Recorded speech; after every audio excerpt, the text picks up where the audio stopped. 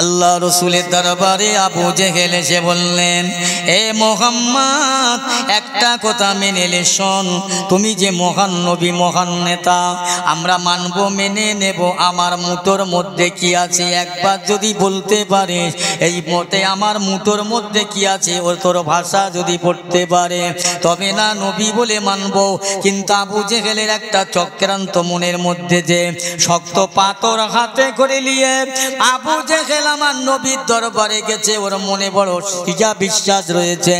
আবু জেহেলের মনে মনে বিশ্বাস করছে যে মুহাম্মদ কোনোদিন পাথরের কলেমা পড়াতে পারবে না, পাথর কলমা পড়বে না। আমি আবু জেহেল জানি, আর পাথর যখন কথা না বলবে মুহাম্মদ ছোট হয়ে যাবে, 2 নম্বর হয়ে যাবে, ওই সময় মারবার তারবার সুযোগ হবে। আমার আল্লাহ বলে, আবু জেহেল রে, আমি আল্লাহ পাথরকে ভাসাতে পারি, সোলাকে ডোবাতে পারি। আল্লাহ আলা কুল্লি শাইইন কাদির, আমি সব ক্ষমতার অধিকারী।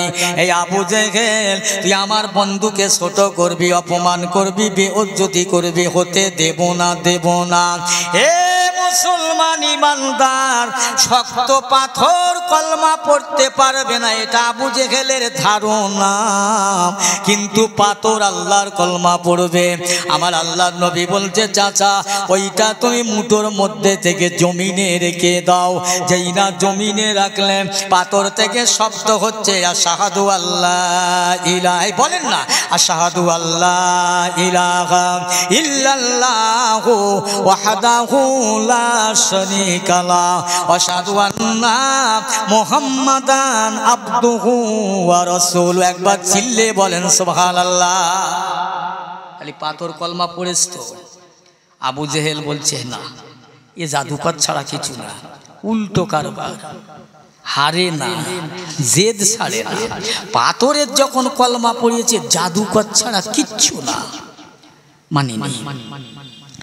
আমার পেয়ারা ভাইরাও, আল্লাহ বলে, হে আবু জেহেল, তুই আমার নবীকে যত কষ্ট দিবি, বেইজ্জতি করবার চেষ্টা করবি, আমি আল্লাহ আমার হাবিবকে তত সম্মান বাড়িয়ে দেব। আবু জেহেল বিদেশ থেকে গুন্ডা ভাড়া করেছে। হাবিব বিন বলে একজন মালিক, হাবিব বিন মালিক একটা সোনার চেয়ার বানিয়েছে, একটা রূপোর চেয়ার। আবু জেহেল রূপোর চেয়ারে, হাবিব বিন মালিককে সোনার চেয়ারে। মুহাম্মদকে মেরে দিতে হবে, টাকা দেবে প্রচুর। হাবিব বিন মালিক আবু জেহেলের ঘরে বসে আছেন। একজন দিয়ে খবর দিলেন, এই যাও মুহাম্মদকে ডেকে দাও, বলো তোমার চাচা তোমাকে ডেকেছে। আমার নবী রহমতের নবী, মায়ার নবী, আমার নবীর মনে কোনো হিংসা নেই, গোল নেই, ঝামেলা নেই। যেই না বলেছে তোমার চাচা আবু জেহেল ডেকেছে, আল্লাহ নবী টুকটুক টুকটুক করে যাচ্ছেন। হাবিব বিন মালিক সোনার চেয়ারে বসে রইল। ও মুসলমান, আমার আল্লাহর পক্ষ থেকে সব হয়ে যায়। যেই না আমার নবী হাবিব বিন মালিকের কাছাকাছি পৌঁছে গেলেন, হাবিব বিন মালিক উঠি আমার নবীর 2 হাত ধরে ওই চেয়ারে বসিয়ে দিয়ে হাবিব বিন মালিক কলেমা পড়ে মুসলমান হয়ে গেলেন।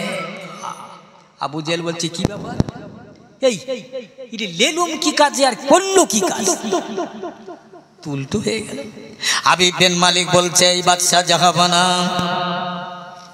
ওটা আমার দ্বারাই সম্ভব নয়।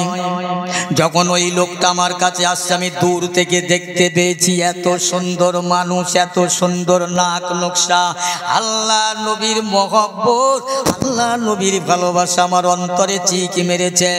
এই জন্যে আমি হাবিব বিন মালিক আমার অন্তরের ভিতরে ওই লোকটার জায়গা হয়ে গেছে, পারিনে, পারবো না। আবু জেহেল চিন্তা করলো, এ কি জাদুঘর, ওই তো গেল। তাহলে আমার নবীর ইজ্জত বাড়ছে তো, বাড়ছে না? সম্মান বাড়ছে। আর আবু জেহেল সম্মান নষ্ট করবে। ও আবার পিয়ারা ভাইরা শুধু তাই নয়, আবু জেহেল নানান চিন্তা করল বলে মোহাম্মদকে মারতেই হবে। মারার জন্য কত পরিকল্পনা করেছেন শুনুন। এ মুসলমান, আজকে মুসলমান যদি ন্যায়ের পক্ষে না থাকবে, অন্যায়ের বিরুদ্ধে যদি না লড়াই করবে। এই সেদিন একজন পেপার পড়ছে, আমি পাশে বসে আছি, সে বয়স্ক লোক, শিক্ষিত মাস্টার, পেপার পড়ে তোলে আর বলছে, আচ্ছা বলো তো দেখি, আমার আল্লাহ এই দুনিয়ায় যে এই যে মহামারী, বৃষ্টি, ঘূর্ণিঝড়, নিম্নচাপ, তাই এখানে দিচ্ছে কেন? যারা নাফরমানি করছে, যারা আল্লাহর বিরোধিতা করছে, ওখানে তো দিলে হয়, যারা ভালো আছে ওখানে দেয় কেন? এক পাগল, এ পেপার পড়ছে পাগল। আমি তাকে বলছি, ভাই শোনো, আপনি যে পেপার পড়ে পড়ে এতক্ষণ ধরে এইটা আপনি বুঝলেন? বলে হ্যাঁ, আমি এইটাই বলছি, যারা আল্লাহর সাথে নাফরমানি করে, আল্লাহ তাদের উপরে আসমানি গজব দিক না। আমি বললাম এটা তোমার কথা নয়। আমি তাকে বোঝালাম, বলি ভাই শোনো, একটা সাগরে পানি জাহাজ চলছে, ওই পানি জাহাজে 1 লক্ষ মানুষ আছে, 1 লক্ষ মানুষ। 1 লক্ষ মানুষের ভিতরে একটা লোক হাতুড়ি আর ছেনি নিয়ে জাহাজের মাথায় বসে ছিদ্র করছে। এই শুনছেন তো সবাই? জাহাজের মাথায় বসে ছিদ্র করছে, আর বাদ বাকি লোক সব বসে বসে দেখছে। আর কিছু লোক বলছে কাটিস নে, বন্ধ কর। ও শুধু বলে যাচ্ছে কাটিস নে, এর কাটাও বন্ধ হয় না।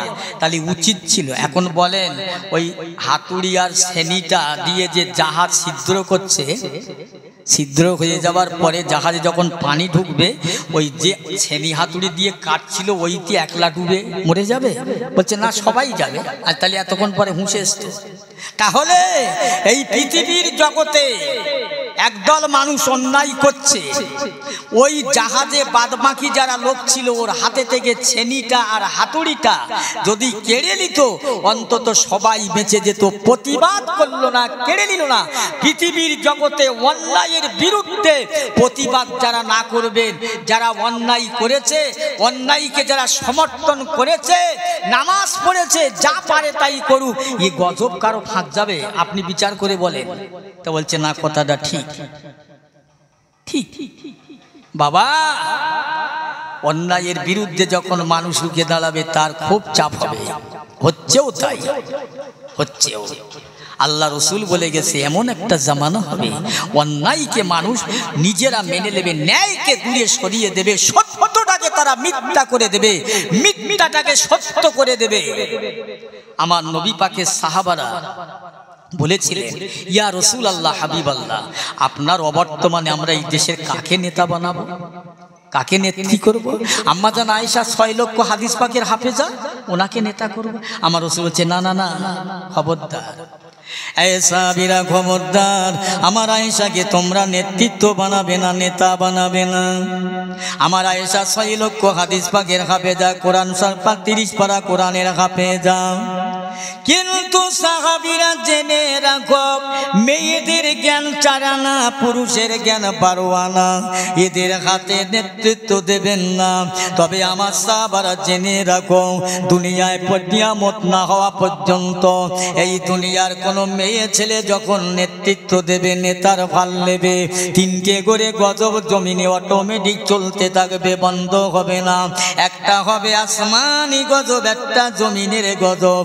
একটা মানুষের মধ্যে মারামারি, লাগালাগি, কাটাকাটি, খুনোখুনি, কেড়ে লোয়া, লুটে লোয়া, এইটা চলবে মুসলমান। আজ বর্তমান যুব সন্ধিক্ষণে একবার লক্ষ্য করে দেখুন সেটা হচ্ছে কিনা। আমার নবী, দয়ার নবী, মায়ার নবী, দৃশ্য নবীকে মারবার জন্য আবু জেহেল নিজের ঘরের দরজায় চৌকাঠ সোজা একটা বড় গাড্ডা তৈরি করলেন, কুয়া তৈরি করলেন। কম বেশি 30 থেকে 40 ফুটের মধ্যে বিষাক্ত কাঁটা ফেলে দিলেন। আবু জেহেলের চক্রান্ত যে মোহাম্মদ বড় ভালো মানুষ, মোহাম্মদ বড় কথা শুনে, আমি মোহাম্মদকে ডাকবো, মোহাম্মদ যখন আমার বাড়ির মধ্যে পৌঁছে যাবে, আমরা সবাই ধরে বেঁধে জোর করে গাড্ডার মধ্যে ফেলে দিয়ে ওপরে থেকে মাটি চাপা দেব। জনমের মতো মোহাম্মদ বিদায়, ইসলাম বিদায় হয়ে যাবে। আল্লাহ বলে, আবু জেহেল এই তোর চক্রান্ত ষড়যন্ত্র আমি আল্লাহ জানি, জান আমার নবী না জানলে আমি আল্লাহ জানি। চুয়া খোঁড়া হয়ে গেল, গাড্ডা খোঁড়া হলো, কাঁটা ফেলে দিয়ে আবু জেহেল একজনকে বললে, যা আমার ভাইপো মোহাম্মদকে খবর দে যে তোর চাচা মরে যাচ্ছে, দেখা করবে। এই না খবর দিলেন নবী, আমার দয়ার নবী, যে নবীর মনে কোনো হিংসা নাই, অহংকার নাই, রাগ নাই। যেই না শুনে যে নবী আমার টুক টুক টুক করে যাচ্ছে, আমার নবী যায় কিন্তু আমার আল্লাহ সব বুঝতে পারে, জানতে পারে। সঙ্গে সঙ্গে আল্লাহ জিবরাইলকে পাঠালে, জিবরাইল যাও আমার নবীর পিছন ধরো, নবীকে হাত ধরে টানাটানি টানাটানি করবে না, আমার নবী যাবে, তুমি যাবে। ও জিবরাইল, আমার নবীকে গাড্ডায় ফেলার জন্যে বেঈমান আবু জেহেল ঘরের দরজায় কুয়া খুঁড়েছে, আমার নবী ওই দরজার ধারে গেল, ওরা ধরে গাড্ডায় ফেলে দেবে। খবরদার জিবরাইল আমার নবীর সঙ্গে নবীর কাছে থেকে যাবেন না। ও মুসলমান ইমানদার, আমার নবী আবু জেহেলের ভিটা বাড়ি পর্যন্ত যখন পৌঁছে গেল, আবু জেহেল তখন চিল্লি মেরে ও যে গাড্ডা খুঁড়েছে এক মুহূর্তের জন্য বেসরণ হয়ে গেল। আমার আল্লাহ পাক কেমন মহান মালিক গো, নিজের গাড্ডার কথা নিজে খুঁড়ে ভুলে গেল বিছন চাপা দিয়ে। আবু জেহেল বলছে, ইকে কোথায় আছো, একবার বেরিয়েছে, এইবার মোহাম্মদ আমাদের হামসার মধ্যে, কবজার মধ্যে, ওকে সবাই ধরে চাগিয়ে গাড্ডায় ফেলে দাও।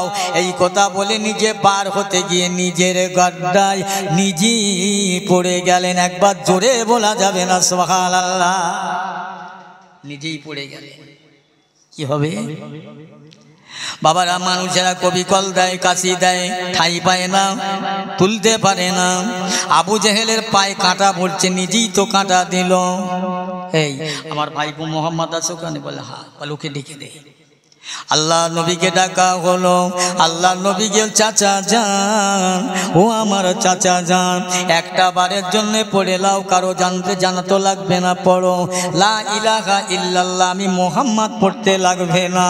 কাল কিয়ামতের ময়দানে আপনার জন্য আল্লাহর দরবারে সাফায়াত করতে পারবো। আবু জেহেল বলছে, মোহাম্মদ তোমার এই কিরাকো, এই কি তোমার নিয়ম, এই কি তোমার নীতি, এই কি তোমার আদর্শ? আমি আবু জেহেল গর্তের মধ্যে যন্ত্রণায় অষ্টাগত অস্থিরতা, আরে তুমি আমাকে এই জন্যে কলমা পড়াতে যাচ্ছ, মোহাম্মদ আমাকে ডেঙায় তোলো, বাঁচাও, আমি ডেঙায় ওপরে উঠে তোমার কলমা পড়বো। আমার আল্লাহ জানে পড়বে না, আমার নবীও জানে পড়বে না, তথাপি আবু জেহেলকে ডেঙায় তুলে দিলেন। নবী ওখান থেকে ঘরে আসলেন। এবার নবীকে দেশ থেকে তাড়িয়ে দেবে, বিদায় করে দেবে। কত বাহানা চেষ্টা করলো। ওমর ফারুক ওমরকে পাঠালেন নবীকে মারার জন্য। ওমর নবীকে মারতে গিয়ে নবীর হাতে হাত দিয়ে ওমর জনমের মতো মুসলমান হয়ে গেলেন। সবাই মিলিয়ে বলেন না সুবহানাল্লাহ? আর একটু জোরে হবে না সুবহানাল্লাহ? কষ্ট হচ্ছে নাকি বাবা? তাহলে নবী তিনি ইসলামটাকে এই পর্যন্ত পৌঁছে দিলেন, উম্মতের মায়াও ভুলেন। অনেক কথা, অনেক কষ্ট। এবারে আবু জেহেল চিন্তা করছে কি করে মুহাম্মদকে সরানো যায়, সরানো যায়। কিন্তু আগে বলেছিল মুহাম্মাদের মতো আরব রাষ্ট্রে একটাও সন্তান জন্মায়নি আর জন্মাবে না। রাতের অন্ধকারে নবী আমার পাহাড়ের মধ্যে পাহাড়ে গিয়ে কোরআন তেলাওয়াত করে। আবু জেহেল, উতবা, সাহেবা সবাই চুরি করে কোরআনটা শোনার জন্য ওখান দাঁড়িয়ে যায়। জোরে বলতে পারেন না সুবহানাল্লাহ? अब कुरान शरीफ पढ़े बाड़ी देखे आबू जेहेल बोलছে উতবা তুই কেন এখানে, এই সাহেবা তুই কেন, তো এরা বলছে তুমি কেন এখানে, এই কাল থেকে কেউ এখানে একদম আসবে না বলে দিচ্ছি। ও বাবা, তারপর দিন দেখে যে আবু জেহেল সেখানে আগেই হাজির, ও যে মানা করলো নিজেই হাজির। হ্যাঁ, আবার প্যারা ভাইয়ের আব্বা জানেরা দোস্তেরা, সেই আবু জেহেল দুনিয়ায় রয়েছে আল্লাহর নবীর চাচা আবু তালেব ইন্তেকাল করছেন, মরণের বিছানায় শুয়ে বললেন মৃত্যুর জাকানদারি শুরু হয়। আল্লাহ নবী বলে চাচা যান একটা বারের জন্য কলমা পড়ো, আমি মুহাম্মাদের নাম পড়তে লাগবে না, শুধু পড়ো লা ইলাহা ইল্লাল্লাহ লা ইলাহা ইল্লাল্লাহ, এতটুকুনি পড়ো চাচা, মুহাম্মদ বলতে লাগবে না। লা ইলাহা মানে কেউ নাই, ইল্লাল্লাহ আল্লাহ ছাড়া, এইটুকুনি পড়ো না। এদিকে আবু জেহেল আবু তালেবের মাথার ধারে দাঁড়িয়ে বলছে আবু তালেব খবরদার, তোর ভাইপোর মোহে পড়ে মায়ায় পড়ে ভাইপোর মহব্বতে পড়ে আমাদের বাপ দাদারা 160টা খোদা মানত, ওই মোহাম্মদের মায়ায় পড়ে যেন 160টা খোদার মাথায় পা তুলে দিবি না। আবু তালেবের আর কলেমা নসিবি হলো না। শোনেন, কলেমা নসিব হলো, মরে গেল। আল্লাহ রসুল আল্লাহর হাবিব আল্লাহ দরবারে বলতে, ইয়া আল্লাহ পাক, আমার চাচা আবু তালেব আমাকে বড্ড ভালোবাসতো, মহব্বত করত, আমাকে কোলে পিঠে করে মানুষ করেছিল। আমার চাচা দুনিয়া থেকে বিদায় করে গহীন অন্ধকার বাড়ি চলে গেছে। আল্লাহ পাক একবার আমার চাচা জানের কবরের হালটাকে আমি দেখতে পাবো না। আল্লাহ নবী বলছেন, চাচা জান কবরে কি হালে আছো, কেমন আছো? আবু তালেব বলছে, বাবা মুহাম্মদ জানো না আমি যে তোমার কথাটা কলমাটা পড়ে নিতাম। আপনারা কথা বলছেন ওখানে আমার কানে আসছে কেন? কথা বলছেন কেন? কি হয়েছে আপনাদের?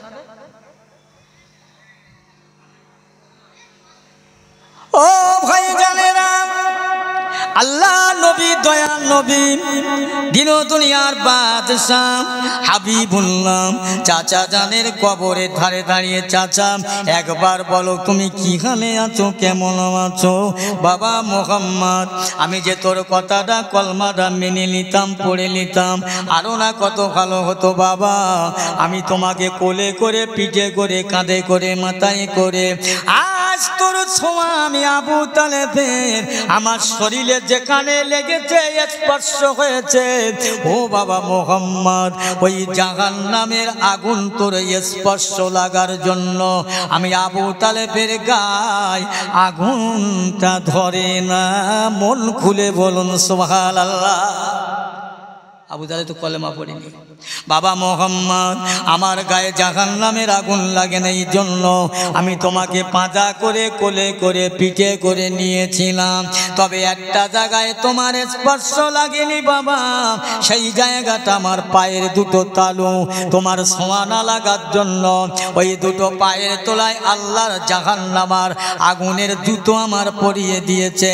ওই জাহান্নামের জুতোর জাহান্নামের গতিতে আমার মাথার মগজগুলো টকবাক টকবাক করে ফুটতে রয়েছে। আবু তালেব নবীকে দেখলো, কলেমা নসিব হলো না। আবু জেহেল দেখলো, নসিব হলো না। আমরা যারা এখানে বসে আছি নবীকে দেখেছি বাবা? এই কথা বলেন, দেখেছেন কেউ? কেউ না।